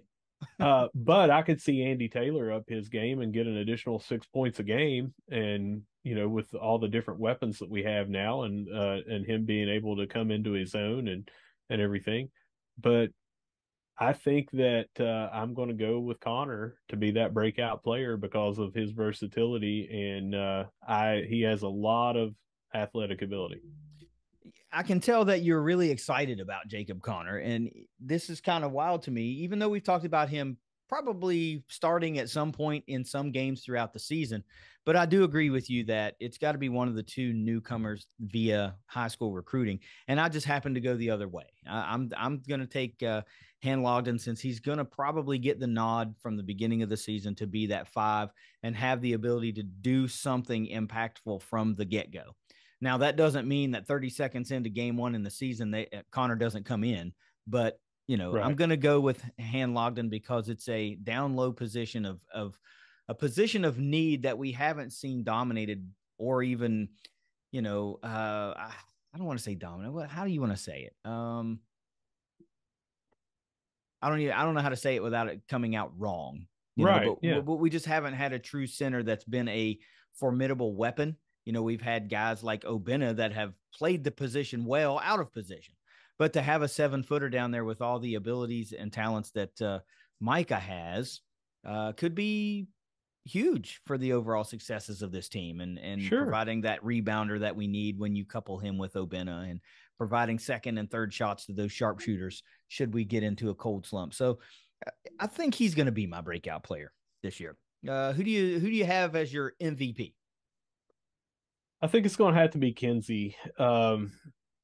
Someone may score more points than him. Someone may have more assists than him. Someone may have more rebounds than him. But his game, top to bottom, in those three categories is exemplary, and it's been that way definitely for the past 3 years. But even when he played as a true freshman, and they had to play him kind of a few games in, they started playing at the power forward position because you either sit behind the guards or you find a place for this guy to play. And they did, and they put him in at the power forward position, and he even did his job then. He's good on defense. He's been here the longest out of everybody. He's been the quote unquote face of the basketball team for a while. All that rolls up to he's your MVP. Yeah, and I tend to agree with that too for all the reasons you just said. And if we have to do this, which we don't, but when you're talking about Division I college basketball, perennial first team all conference players, you start projecting to the next level. And if you Mm-hmm. have to put your finger on one guy on Marshall's roster who's the most NBA ready or has the best opportunity to get drafted or land somewhere, it's Tavion Kinsey, right? Yeah. So he has to be your MVP this year. And it doesn't matter if he leads the team in scoring or rebounding or steals or assists or anything. But when the dust settles and you look at all the numbers over the course of the season, he may rank in the top 2 of all of those categories or the top 3, but not lead in any of them. and Right. still be the most important player because he attracts so much attention on defense that he's opening up opportunities for other players. Let's have this one now. We did the hot take for the football program position groups, and now we're going to do it for this basketball team. What do you have as a hot take? I probably caught you off guard there, but if you have one, let's have it. I think a hot take is this team is going to live and die by the three. I don't know how hot that is though, but Bridget. uh, but last year um, we had a huge regression, and I'm going to tell you first about Andrew Taylor here in 3-point percentage. He dropped from 41.6 in 20 and 21 to last year 32.8 from behind the arc. And here is a much worse take on that same thing is, let's see here, Tavion Kinsey in 20 and 21 was at 41.3, and he dropped to 18.3% from 3-point land last year. Now we're talking about bringing a guy in Kerfman that we're excited about that shoots 40%. We had those two guys, starters this year, 1 year removed, were both shooting 41% from three. Now, they didn't shoot the volume that Kerfman shot, but we were deadly and dangerous, and we just cannot do what we did last year. So the hot take part of this is we could have a very, very good team, or if we are shooting like we shot last year, again, I think a lot of those problems have been taken care of, but it's going to be a long season. Yeah. Yeah. We do expect, I mean, I guess you could categorize it as exponential growth in the wins column, but Yeah. we expect to see a sizable increase in overall team wins based on the moves that were made in this offseason and how this team is coming together. Look, my hot take, I don't know how hot it is because, again, I don't know a lot about Sunbelt basketball, right? I don't think too many people at this point do that are new to this conference. And we were picked preseason number 6, right smack dab in the middle of the road for this conference. And I think, I mean, again, I don't know how hot this is, but I think Marshall finishes in the top 3 when it's said and done. I think they are a contender, to be a Sun Belt champion, make a deep run in a Sun Belt conference tournament. And if they catch fire at the right time, most like, when we talk about with our runners and things and peaking at the right time, then they can win it all. I'm not going to project that they will win it all, but I think if they catch the right team on the right day and they're in the right level of heat from their shooting, they can win it all. They can go toe to toe with anybody in this conference. There's nobody they can't beat. And I kind of expect that could be a situation, and we'll talk about it, a little bit more with the record and everything on the ceiling and floor. But yeah, I mean, ESPN.com, you and I talked about this right before this, picked them as the sleeper in the Sun Belt Conference. And a lot of it's going to be with how do these new pieces fit. We're talking about 2 new starters that are brand new to the team, one via transfer and one via recruiting. And one of the first people off the bench is a true freshman. So there's some unknowns, but the potential, like you said earlier, could definitely have them, if not finishing regular season number 1 in the conference, winning the conference championship and going to the dance. Yep, it could happen.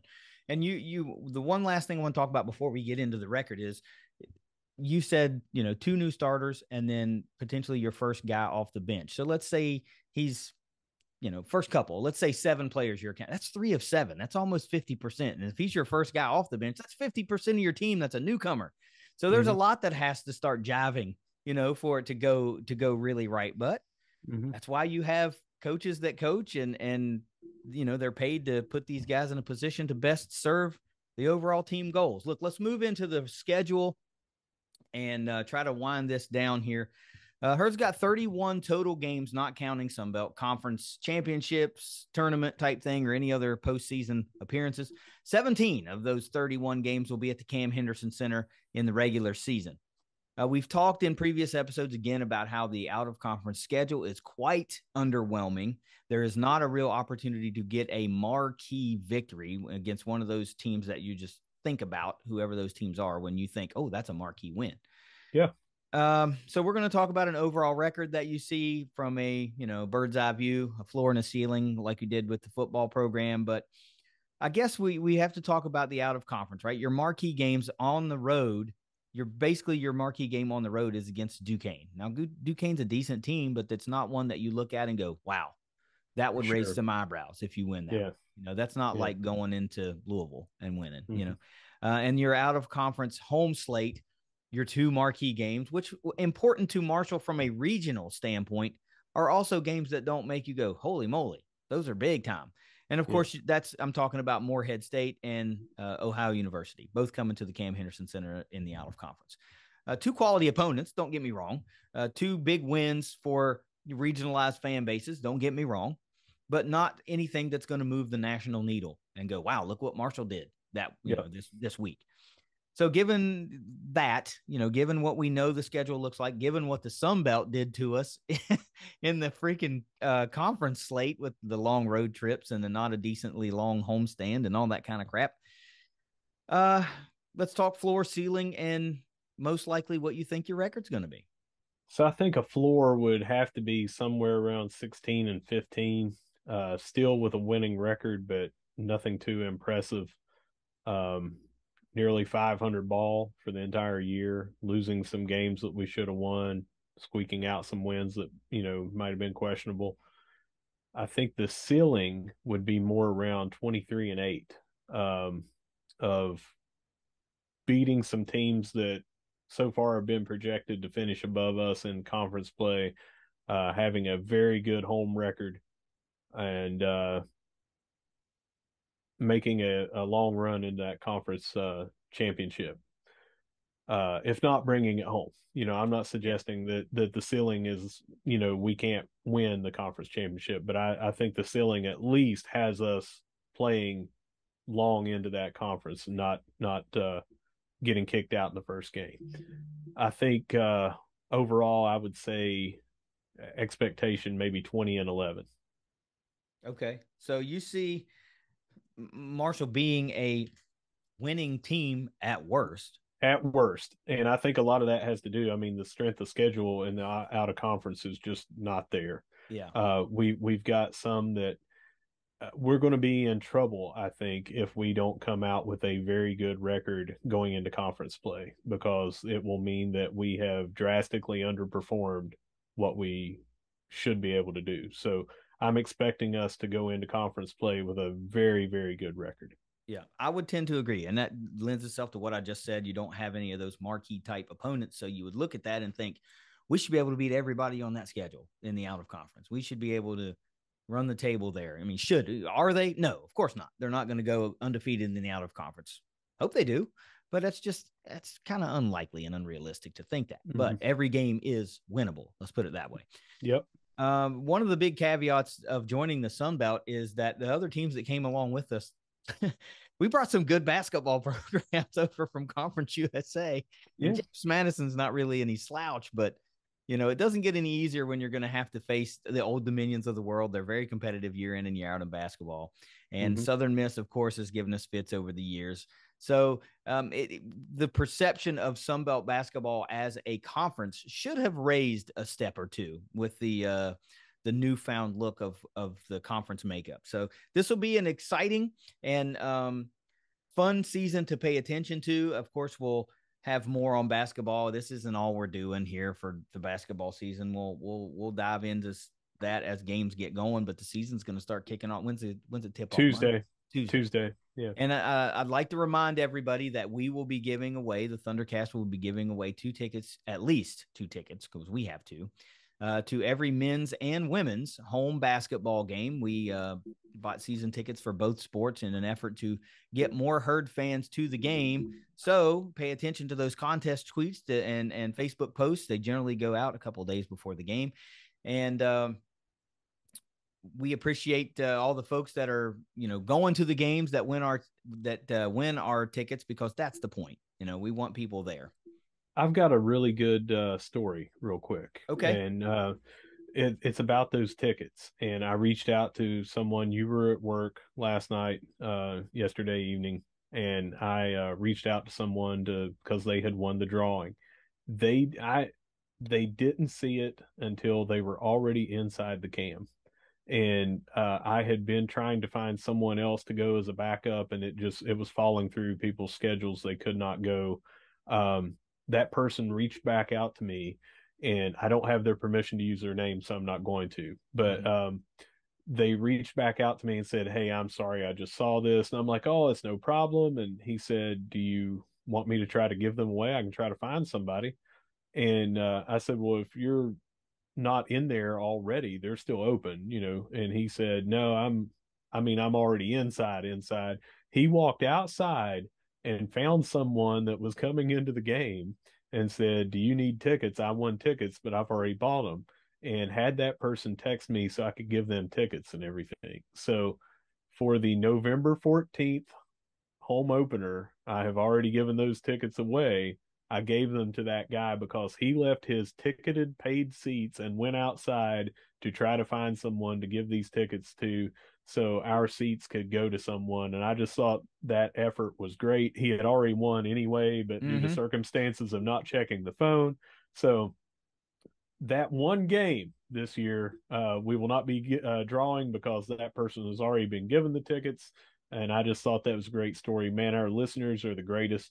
Our followers on social media are the greatest. And I just thought that was very cool. Yeah, that is a really, really cool story. And that'll let you know. See, kindness does not go unnoticed here by the Thundercast.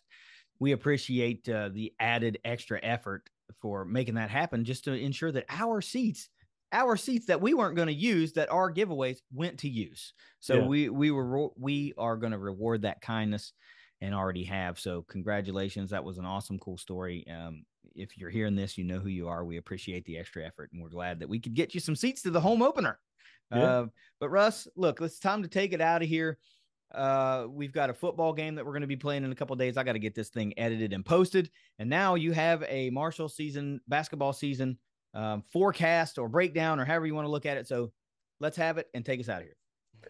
All right. As usual, whether you see us at the dot, whether you see us at the vet, whether you see us at the Joan, whether you see us traveling to ODU for an away game, whether you see us at the cam, hopefully hitting 45% from three, no matter where you see us, we're going to be shouting, "Go Herd."